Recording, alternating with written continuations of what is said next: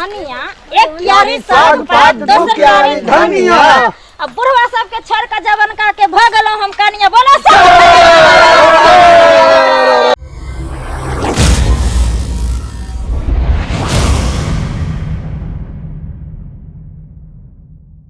मिथिलांचल के नंबर 1 चाटगर मजेदार comedy video देखा के लिए अखनी सब्सक्राइब करू आदित्य कॉमेडी यूट्यूब चैनल। और हाँ, सब्सक्राइब तो करबे करब, लाइक करना नहीं भूलब। देखे छी कि यहाँ सब लाइक बहुत कम कर रहल छी, लाइक कमेंट करबे त करब। धन्यवाद। कहाँ से ले ली तारी चुरा कर गे हमर सेना आइन के धैने रहो अपना पिए ला एक लबनी ओने से हम एक बोतल ढार ले लिया तो कहली जाय छै दुनू दोस्ती नि पी का होली के मजा लेबे। के मागी हम कहियो नहीं पीने छ, कहि हमरा नहीं अच्छा लगे। सम रस छिए पीही ना तू, हम आते पी लिए हन। तू पहले पी दा, तू पहले पी त हम पीबो। ज्ञानी सब से लगते कहीं तक हमरा डर लगे, हमरा घर वाला बड खराब है, मारबो करत हमरा। पीना नहीं अच्छा लगो जा पी।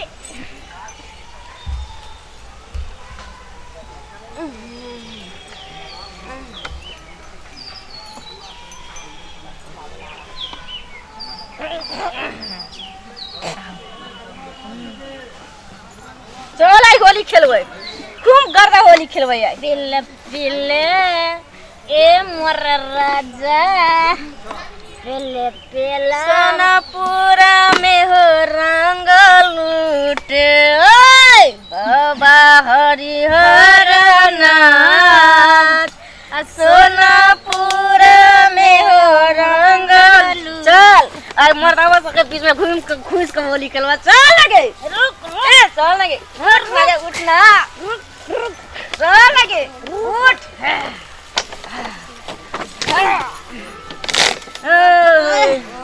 होली है रंग बरस भीजे वाली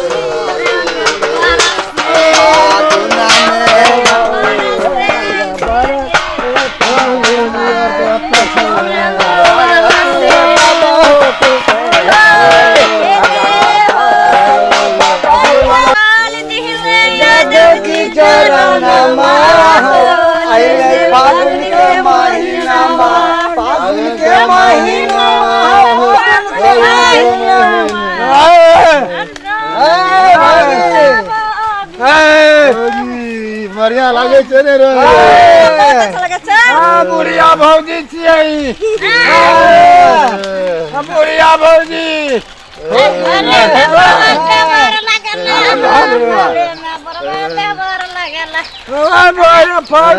बुढ़िया भौजी लगेला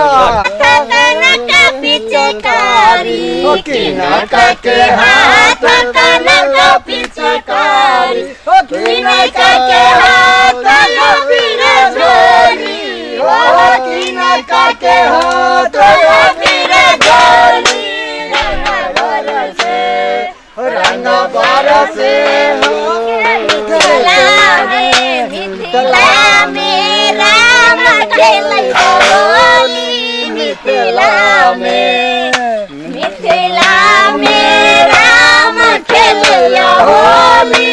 मिथिला में ब्रह्मा जी के हाथ कनका पिचकारी है, ब्रह्मा जी के हाथ कनका पिचकारी सीता के हाथ लबीरे झोली सीता के हाथ लबीरे झोली।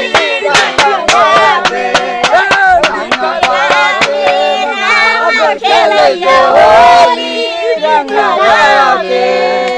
एक रंग लूटे बाबा हो कुशेश्वर। एक रंग लूटे बाबा हो कुशेश्वर। दूजे रंग लूटे बैजनाथ हो, दूजे रंग लूटे बैजनाथ सोनापुरा में रंग लूटे बाबा हरिहर नाथ। सोनापुरा में रंग लूटे। धीरे धीरे है भैया जी, सारा रारा सारा रारा रारा रारा भैया जी, धीरे धीरे है भैया जी, धीरे धीरे है सारा रारा रारा। आज के पत्ता बास के पत्ता मुस्के नंगेरी आज के बता बास के बता मुझके लंगेरी घुस गया बिल में खींच लंगेरी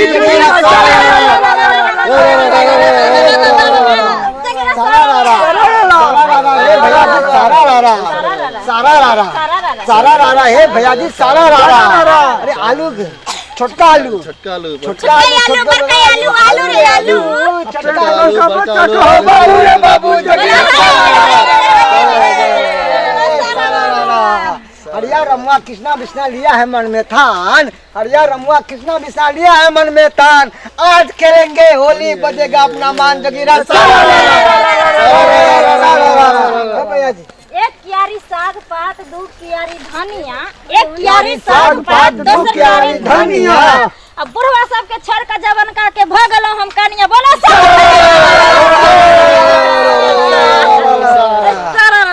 ऐ सुनो धोती फाटा कुर्ता फाटा फाटा गंजी धोती फाटा कुर्ता फाटा फाटा गंजी होली में बुढ़वा के खोल दबे हम चड्डी बोल